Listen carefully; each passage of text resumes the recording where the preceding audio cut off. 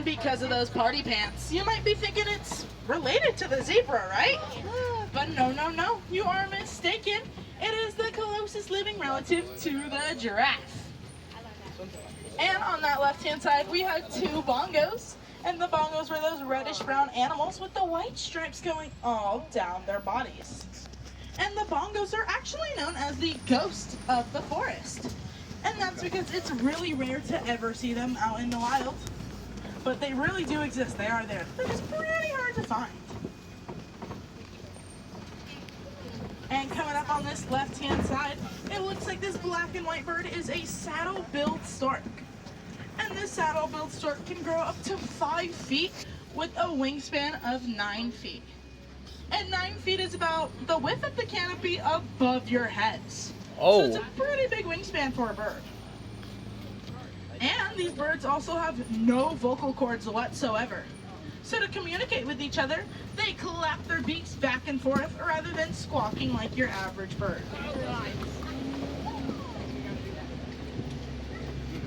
And coming up on this left-hand side, we have some more antelopes. And these are going to be the greater kudus. They're kind of hiding behind this bamboo over here.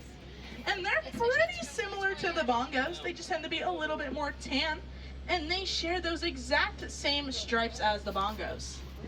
And those stripes are there to mimic the sunlight. So they can hide in between trees and bushes without being spotted by any predators. Although a big difference to tell a male and female apart for them is only the males will have the horns. Whereas for the bongos, both male and females will have horns. But I wasn't seeing any more animals over there, so let's get on out because we are currently entering the Safi River, which is home to more of the aquatic species. Just like these pink-back pelicans on the right.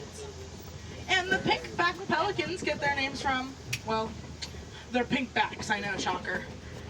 And although it might be a little hard to see right now, it does get brighter during those mating seasons. And you can see this bird on the right we're kind of approaching. You might just be able to see its pink back starting to form a little bit. And as we're coming through these waters, really keep your eyes out, especially at the bottom, because you just might be able to spot a Nile hippopotamus. And a lot of the times, the hippos prefer to walk along the bottom of the rivers rather than swim through the waters, just because they are pretty heavy. These guys can weigh up to 5,500 pounds, and that's roughly the same size as a small car. So it's easier for them to just kind of sink down at the bottom.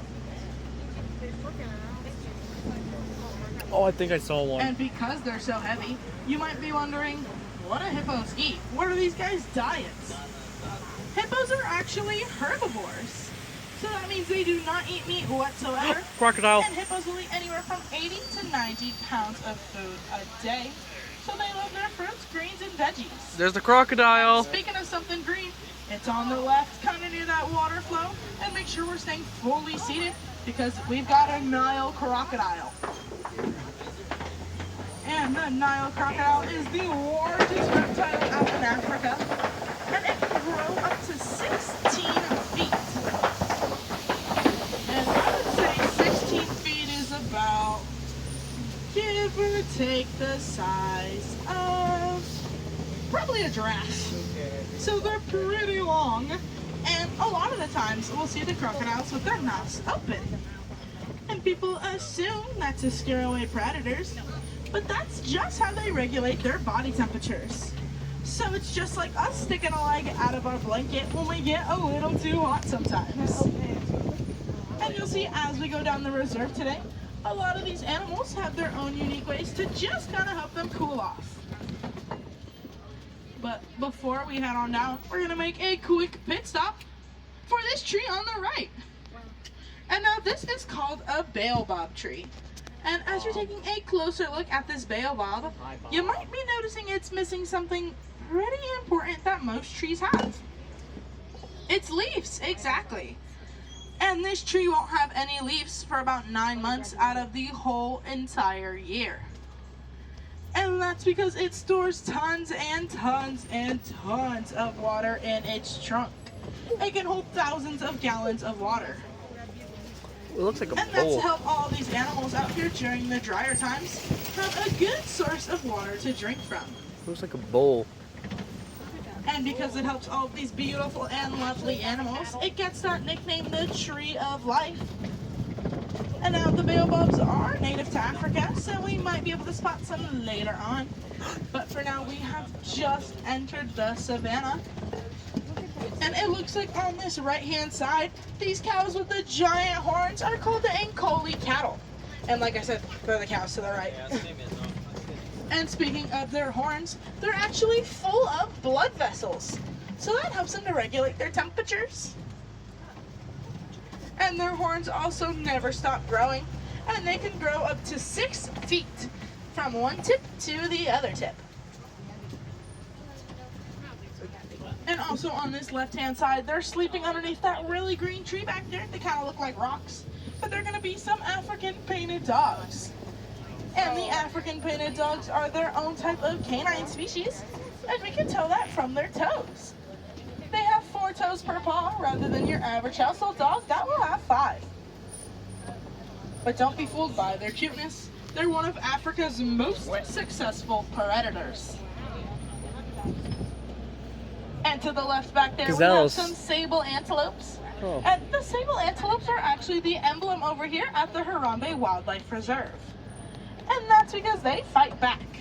They'll show those big old horns to any predators, drop down on their front 2 knees, and shake their heads. And they don't stand down to anything that gets in their way. So when it comes to fight or flight, the sables always choose to fight. And that's why they're the emblem here, because we love to fight back for all of these animals who cannot advocate for themselves.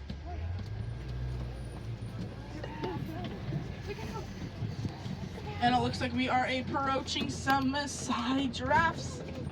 And the Maasai giraffes are a smaller species of giraffe. And we can also tell it's a Maasai from their patterns. They tend to have rougher edges around it, rather than other giraffes that are a little bit more smooth and circular. Ooh. And this giraffe to the left is a younger giraffe. And you might be thinking, what do you mean this thing's a baby? It's huge! The baby giraffes will come out at about roughly 6 feet. And the moms will actually give birth fully standing up. And that's because giraffes never sit or lie down because they don't want to be vulnerable to any potential predators out in the area. But once these giraffes are fully grown, they can reach anywhere from 18 to 20 feet in height. And what gives them their height are those long necks of theirs. And their necks have the same amount of vertebrae as we do. They've got 7. Although theirs are a lot bigger and way more spaced out than ours. And to this right-hand side, we are approaching a dazzle of Hartman's mountain zebras. And you might be asking the groundbreaking question, are they black with white stripes or white with black stripes? And for these zebras, we can tell that they are black with white stripes. Good guess though, good guess. And we can actually tell that from their nose.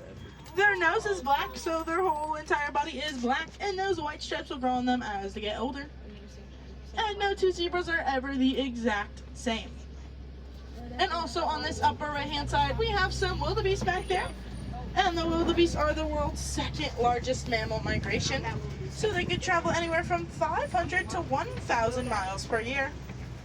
And about 1.5 million of them will migrate each year. And it looks like this giraffe is just saying hello to us. Hello, giraffe. Everybody wave to the giraffe, say bye. Bye, giraffe or But judgment. going back to the wildebeest, they're able to migrate so successfully because of their scent glands. The wildebeest scent glands are located in their hoofs, so they automatically mark their scent wherever they go. And because they are the world's 2nd largest mammal migration, the world's 1st largest mammal migration is us. It's humans. So it's pretty cool they come runner-up. Did you mention humans? Where's some of that? But now as we're coming this way, you might be able to spot even more animals just like the This tree on the right was standing the last time I was around.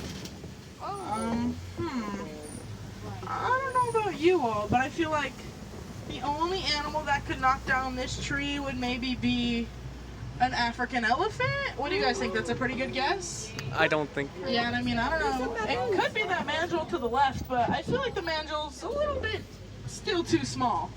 Although they are the world's largest monkey. But, like I said, probably an elephant.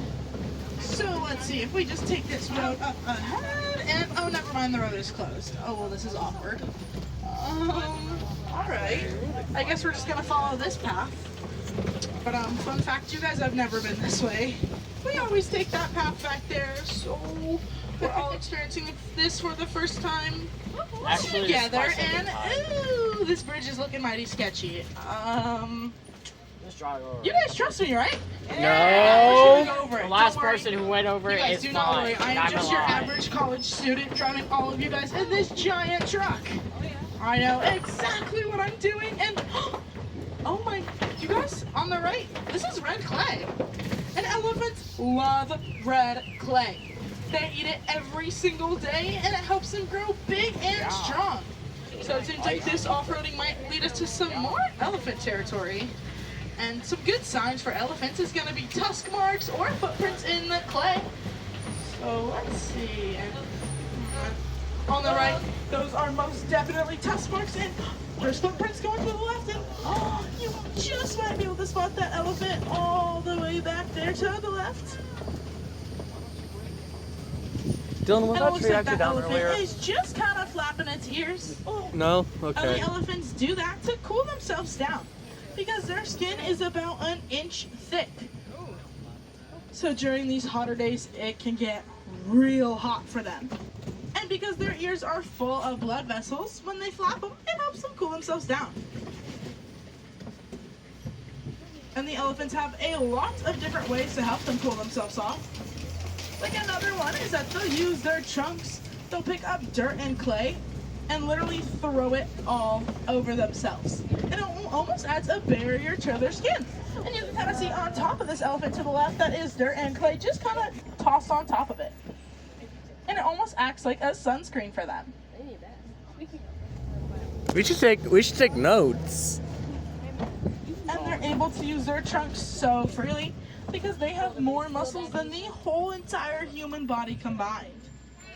The human body has less than 300 muscles, whereas the elephant's trunks have more than 40,000 muscles in them. So that really shows you how well they have control. And also on this right hand side, we have the wildebeest, like I was chit-chatting about earlier. Hi, wildebeest. Ooh, water. And look into this left-hand side. You can really see this elephant to the left utilizing its long trunk. And a lot of people think that the elephants use their trunks to suck up all the water, and they kind of do that, but this elephant to the left is showing it. Oh, never mind, it stopped. Let's see, is it gonna do it again? There we go. It sucks up the water into its trunk and shoots it straight into the mouth. And that's how all the elephants get the water from the baobab tree as well. They'll use their trunks and they'll rip off the bark and eat the bark. Yum, yum. But, oh, you guys, it looks like our off-roading adventure has come to an end. We are back on route.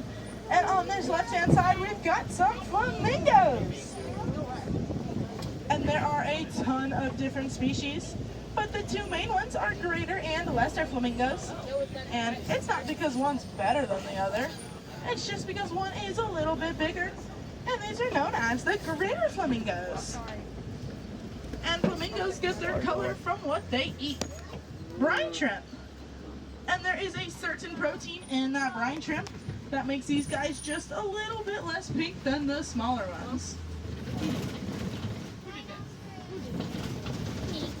And a flock of flamingos is called a flamboyance. But a group of rhinos is called a crash. And up ahead it looks like, well, we don't have a crash, but we've got a white rhino. And the white rhino guys are a larger species of rhino, and these guys can weigh up to 5,000 pounds. And we can tell it's a white rhino and not a black rhino from its mouth. They tend to have a more flat and wide mouth, and that's because they eat more grass than the black rhinos. So it really just helps them to nibble and get as close as they possibly can to all of their food. And you can kind of get a better view of its mouth as we're coming this way. So let's see. Hope he doesn't go on the road. And rhinos are also pretty fast. They can run up to 30 miles per hour. So let's see, we're just gonna get real close to this rhino so you can get as close as we can and see their mouths. Do you want to race? Yeah, let's race. But we are gonna go because it seems like this rhino is probably gonna get in the road any second now, so we'll leave that for the truck behind us to deal with. They'll be fine. Because, oh, you guys, I'm seeing some Kopi rocks over here. And judging by the height of these rocks, I would say that maybe some nighttime hunters like to hang around here. Maybe lions. But I wouldn't be too shocked if they're sleeping, because lions sleep anywhere from 16 to 20 hours a day. And oh, on this right hand side, we've got some more white rhinos up here. And closest to us, these dark brown animals are the water buck.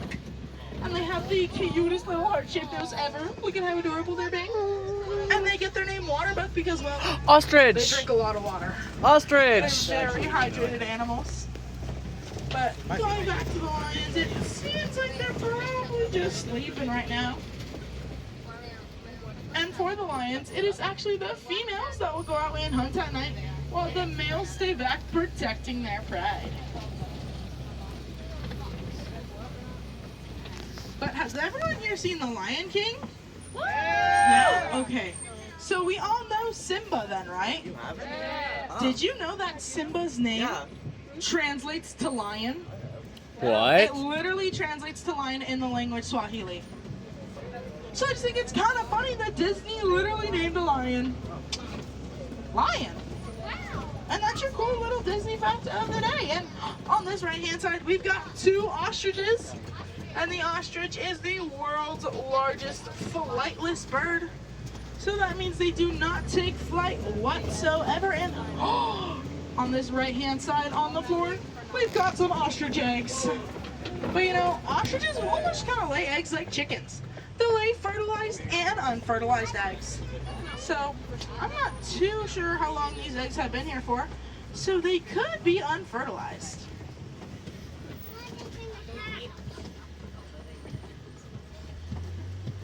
Although the ostrich eggs are so big, it's rumored that you can fit 24 chicken eggs inside of just one ostrich egg.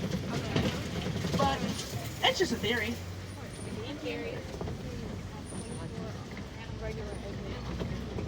And you guys, we are coming up to my favorite part of the tour. Get ready to witness a cuteness overload with these It's a guy's house. Nigerian dwarf goats. Oh, so cute. So cute. And despite being so small, they're actually fully grown. But they do have a hard time digesting, so they have 4 different parts of their stomachs that help with that. And these goats are just super duper chill all day long. They love to eat, sleep, play, and climb. And they are my personal favorite animals out here on the reserves. So cute. So cute. But on that note, it does look like our safari is coming to an end. But you guys have been such a great group to travel with.